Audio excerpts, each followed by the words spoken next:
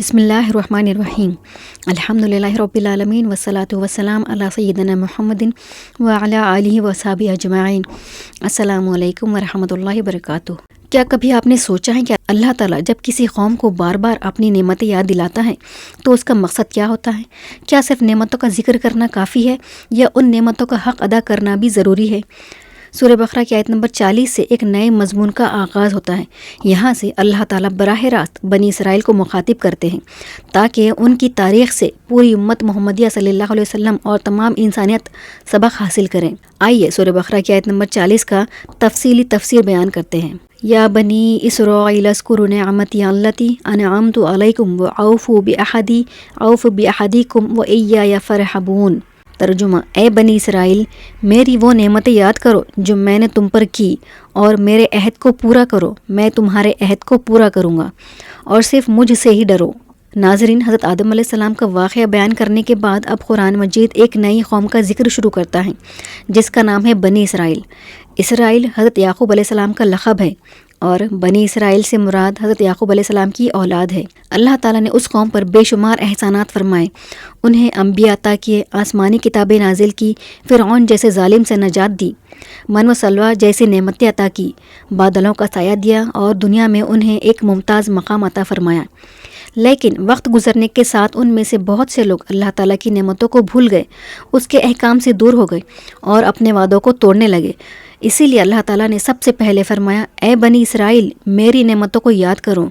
غور کیجیے، اللہ تعالیٰ نے یہ نہیں فرمایا کہ صرف نعمتیں استعمال کرو، بلکہ فرمایا انہیں یاد کرو، کیونکہ جو شخص اللہ کی نعمتوں کو یاد رکھتا ہے وہ شکر بھی ادا کرتا ہے، اور جو شکر ادا کرتا ہے اللہ تعالیٰ اس کی نعمتوں میں اضافہ فرماتا ہے۔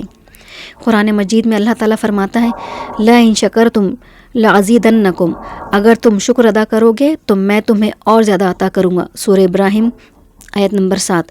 پھر اللہ تعالیٰ فرماتا ہے، وَأَوْفُوا بِعَہْدِی أَوْفِ بِعَہْدِکُمْ، یعنی تم میرے عہد کو پورا کرو، میں تمہارے ساتھ اپنا وعدہ پورا کروں گا۔ یہ عہد کیا تھا؟ مفسرین کرام بیان کرتے ہیں کہ اس سے مراد اللہ تعالیٰ پر ایمان لانا، اس کی اطاعت کرنا، اس کے احکام پر عمل کرنا، انبیاء علیہ السلام کی پیروی کرنا، اور جب آخری نبی حضرت محمد صلی اللہ علیہ وسلم تشریف لائے تو ان پر ایمان لانا بھی اس عہد میں شامل تھا۔ اللہ تعالیٰ کا وعدہ یہ تھا کہ اگر وہ ایمان اور اطاعت پر قائم رہیں گے تو انہیں دنیا و آخرت کی کامیابی عطا فرمائی جائے گی۔ یہ اصول صرف بنی اسرائیل کے لیے نہیں بلکہ قیامت تک آنے والے ہر مسلمان کے لیے بھی ہے۔ اگر ہم آج اللہ تعالیٰ کے ساتھ اپنے عہد کو پورا کریں گے، نماز قائم کریں گے، قرآن پر عمل کریں گے، حلال و حرام کا خیال رکھیں گے اور رسول اللہ صلی اللہ علیہ وسلم کی سنت کو اپنائیں گے تو اللہ تعالیٰ بھی اپنی مدد، رحمت اور برکت کے وعدے پورے فرمائے گا۔ پھر اللہ تعالیٰ فرماتے ہیں، وَإِيَّایَ فَارْہَبُونَ، یعنی اور صرف مجھ سے ہی ڈرو۔ یہ ایمان کا بنیادی اصول ہے۔ مومن کا دل لوگوں کے خوف سے نہیں بلکہ اللہ تعالیٰ کے خوف سے بھرا ہوا ہوتا ہے۔ جب انسان اللہ تعالیٰ سے ڈرنے لگتا ہے تو وہ گناہوں سے بچتا ہے، انصاف کرتا ہے، امانت ادا کرتا ہے اور ہر حال میں حق کا ساتھ دیتا ہے۔ رسول اللہ صلی اللہ علیہ وسلم نے فرمایا، جو شخص اللہ تعالیٰ کی رضا کے لیے لوگوں کی ناراضی برداشت کرے، اللہ تعالیٰ اسے لوگوں کی فکر سے بھی کافی ہو جاتا ہے۔ ترمذی۔ ناظرین، آج اگر ہم اپنی زندگی پر نظر ڈالیں تو معلوم ہوگا کہ اللہ تعالیٰ نے بھی ہمیں بے شمار نعمتیں عطا فرمائی ہیں۔ ایمان کی نعمت، قرآن کی نعمت، رسول اللہ صلی اللہ علیہ وسلم کی امت میں پیدا ہونے کی نعمت، صحت، اولاد، رزق اور امن کی نعمت۔ سوال یہ ہے کہ کیا ہم ان نعمتوں کا شکر ادا کر رہے ہیں یا صرف انہیں استعمال کر رہے ہیں؟ یہ آیت ہمیں یاد دلاتی ہے کہ نعمتوں کا اصل حق شکر، اطاعت اور اللہ تعالیٰ سے فرما برداری ہے۔ اس آیت سے ہمیں یہ سبق ملتا ہے کہ اللہ تعالیٰ کی نعمتوں کو یاد رکھنا شکر گزاری کی بنیاد ہے۔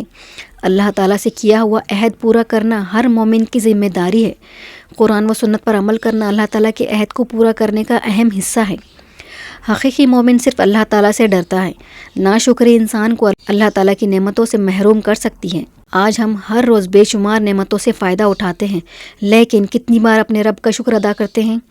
آئیے آج سے یہ عہد کریں کہ ہم روزانہ اللہ تعالیٰ کی نعمتوں کو یاد کریں گے، اس کا شکر ادا کریں گے، نماز کی پابندی کریں گے، قرآن کو سمجھ کر پڑھیں گے اور اپنی زندگی کو رسول اللہ صلی اللہ علیہ وسلم کی سنت کے مطابق گزارنے کی کوشش کریں گے، کیونکہ جو بندہ اپنے رب کے ساتھ وفادار رہتا ہے اللہ تعالیٰ بھی اسے کبھی تنہا نہیں چھوڑتا۔